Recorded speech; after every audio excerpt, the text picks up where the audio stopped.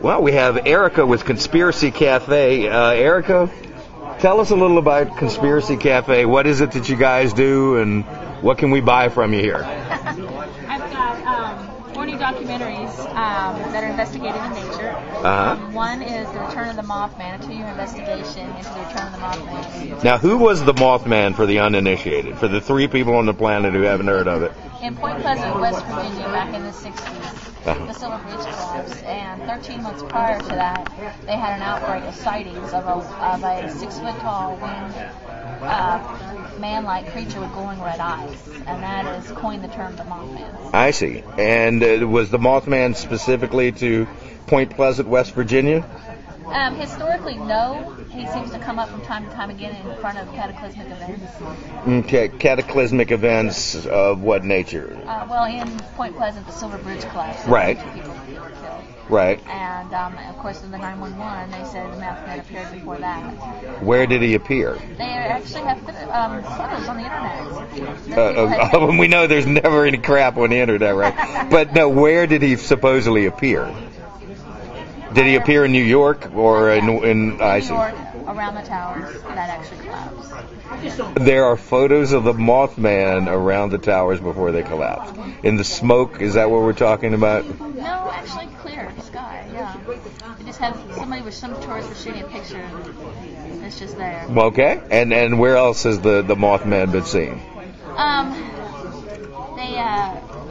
They say that the Mothman appeared before some of the other bridge collapses on Interstate 35. Okay, earlier in the year. Early in the year, yeah, the big one last year. Okay. And there was another collapse of a bridge a couple years ago, and they say that it seems to appear in front of cataclysmic events such as that. Now, who is the Mothman? What is he?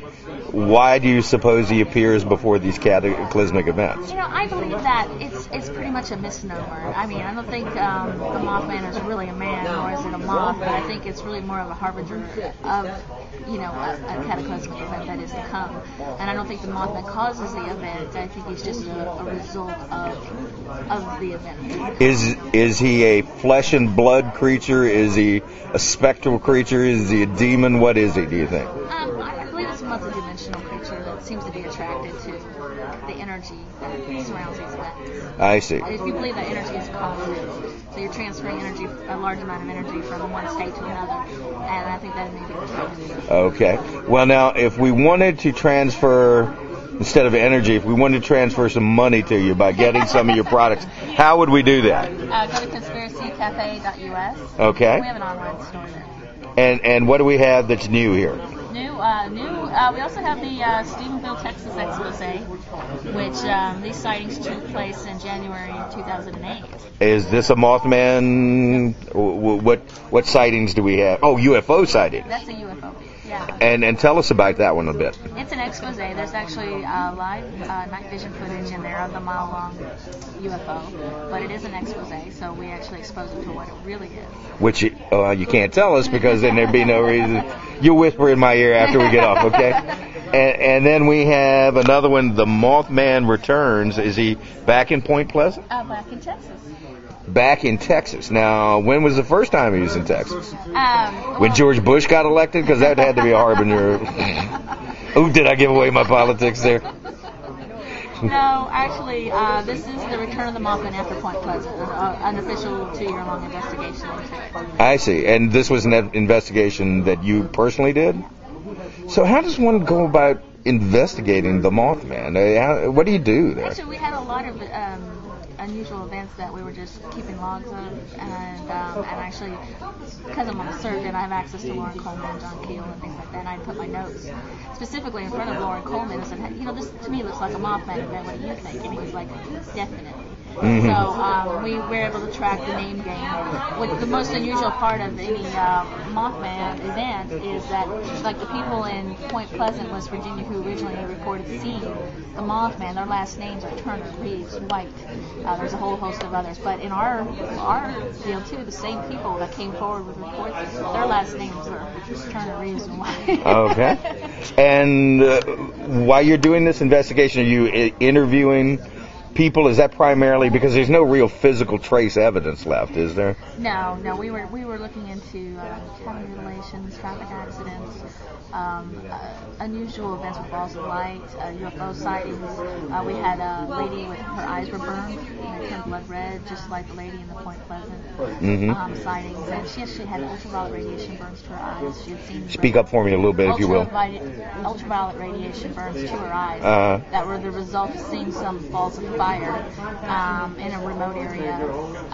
We were also tracking actual Mothman sightings, unusual electrical events, blackouts, sightings of large birds. So it's a lot of data to coordinate, and of course there's erroneous data to weed out. So. Now, when you say we, I'm assuming you have a partner of some sort. I had a gentleman that was assisting me with this at the time. He was a former Special Ops U.S. Army guy. Okay.